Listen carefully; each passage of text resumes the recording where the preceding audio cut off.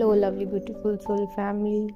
आज मैं एक डीएफ का क्वेश्चन ले रही हूँ। ये डीएफ से मेरी बात हो रही थी परसों, तो इन्होंने कहा कि इनके जो मस्कुलाइन है वो बहुत इगोइस्टिक है, हमेशा अपनी बात में ईगो को बताते हैं। तो आज इसी के बारे में समझेंगे कि मस्कुलाइन का जो ईगो बिहेवियर है वो कहाँ से आया है और इसे कैसे हील करेंगे। इनका जो बिहेवियर है ये पास्ट लाइफ से ही आया है। हर लाइफ में ना उनके पास इतने ऑप्शंस होते हैं, इनर चाइल्ड में कुछ ना कुछ हुआ होता है, एक पैटर्न बना होता है उनके लिनिएज में, जिसमें वो चीज़ें कैरी फॉरवर्ड करते हैं। उन्हें लगता है कि मेरे जैसा सुपीरियर कोई नहीं है, मेरे जैसा कोई अच्छा नहीं है, मैं तो 10 लोगों को आगे पीछे घुमाता हूँ, मैं किसी के आगे कैसे झुक सकता हूँ। तो इस वजह से वो अपनी बात मन की किसी को एक्सप्रेस भी नहीं करते अपने डीएफ को, क्योंकि उन्हें लगता है कि मैं छोटा हो जाऊँगा, मैं झुक जाऊँगा तो मेरी वैल्यू कम हो जाएगी।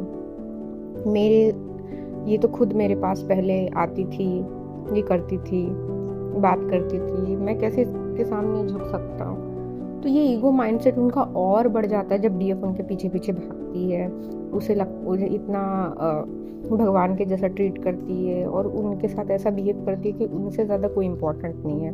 उनका ओवर केयर करना, ओवर लव करना बहुत ही ज़्यादा उनके लिए नहीं बात हुई तो दुखी रहना।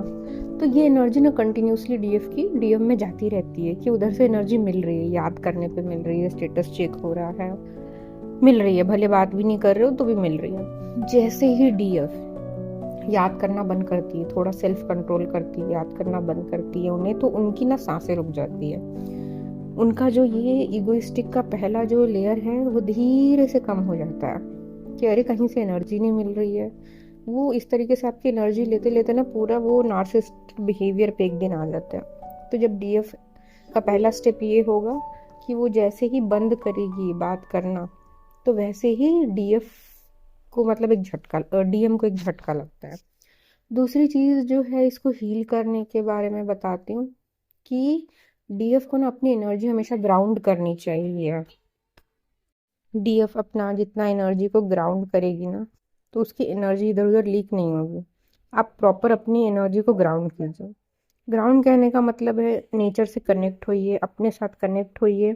और एक इमेजिनेशन भी आपको ये करना होता है कि आपके बैकबोन से ना, लोअर बैकबोन से एक रूट निकल के अर्थ में जा रही है और वो आप पूरे अर्थ से वो जड़ें बढ़ रही है ताकि आपकी एनर्जी फिक्स हो रही है। ये चीज़ आपको इमेजिन करना है ग्राउंडिंग के लिए। नेक्स्ट डीएफ क्या करे, अपना बिहेवियर ना दूसरे लोगों के प्रति नोटिस करे कि कैसा बिहेवियर है उनका।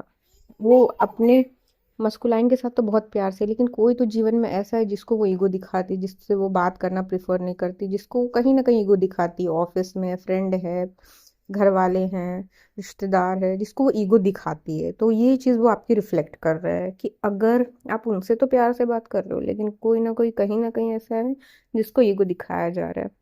तो वो चीज़ आप अपने आप को थोड़ा सा दिन लीजिए और वो दिखाना बंद कीजिए, क्योंकि बिना दिखाए ही वो चीज़ें हील होगी। क्योंकि आपको भी वो बंद करना पड़ेगा, क्योंकि आपका ही वो एक डार्क साइड रिफ्लेक्ट कर रहा है।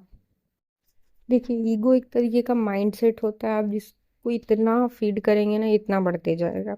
तो ईगो को शट डाउन करना ही है। यहाँ बात हो रही है डीएफ अपना ईगो शट डाउन करे।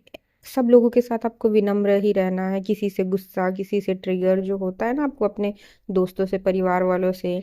तो डीएफ क्या करती, अपने पर्सन के साथ तो है वो, लेकिन अदर्स के साथ वो थोड़ा हार्श पेश आती है, उसका बिहेवियर उतना विनम्र नहीं होता। तो अपने बिहेवियर को वहां पे एकदम थोड़ा नॉर्मल कर दीजिए, सॉफ्ट कर दीजिए, क्योंकि हर किसी पे रिफ्लेक्ट होता है और वो आपको, आपका वो पार्ट रिफ्लेक्ट करता है। तो ये कुछ चीज़ें थी कि अपने ईगो जो आपको उनमें दिख रहा है, इस पार्ट को आप हील कीजिए, क्योंकि इसका रिजल्ट आपको तुरंत देखने मिल जाएगा। जैसे आप सब लोगों से ठीक से बात करोगे, शांति से प्रेम पूर्वक बात करोगे, तो आपको दिखेगा कि वो भी शांति से ही आपसे बात कर रहा है। इसका बहुत बड़ा एग्जाम्पल तो मैं खुद ही हूँ। मैं भी बहुत ईगो से ऑपरेट करती थी, हर किसी से अलग अलग तरीके से, लेकिन जब मुझे ये इशू आया तो मैंने भी इसको ऐसे ही हील किया। अपने आप को ग्राउंडिंग करना है, अपने सारे व्यवहार सब लोगों के साथ नॉर्मल मेंटेन कीजिए। इनर वर्क जो कर रहे हैं तो आउटर दुनिया के साथ भी एक रिस्पेक्ट बैलेंस करके रखना है।